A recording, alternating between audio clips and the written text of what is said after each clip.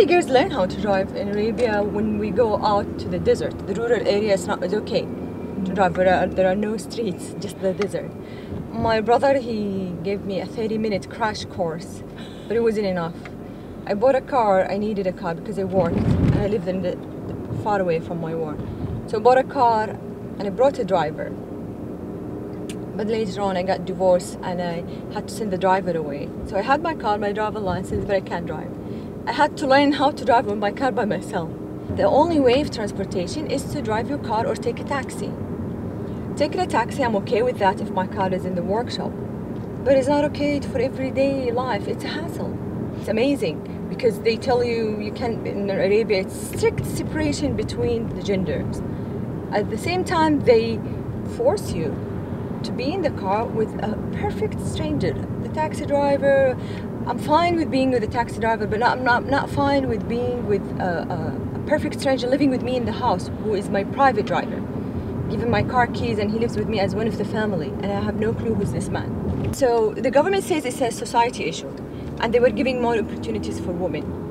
That's one. Two, no law. Great.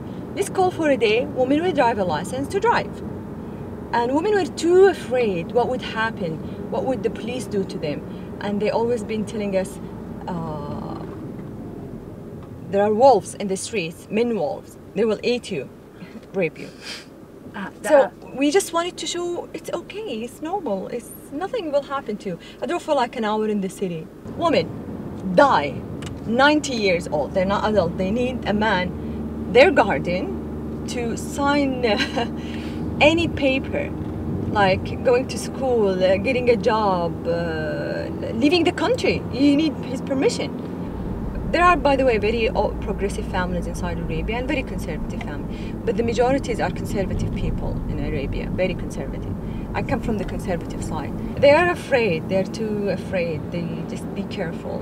Yes, my dad, he signs all my papers, but more and more women with education, with the internet in Saudi Arabia, traveling around the world, makes you open your mind. But the good thing in Arabia that people who've been too afraid to speak up, it's too afraid to speak up, they are now speaking up.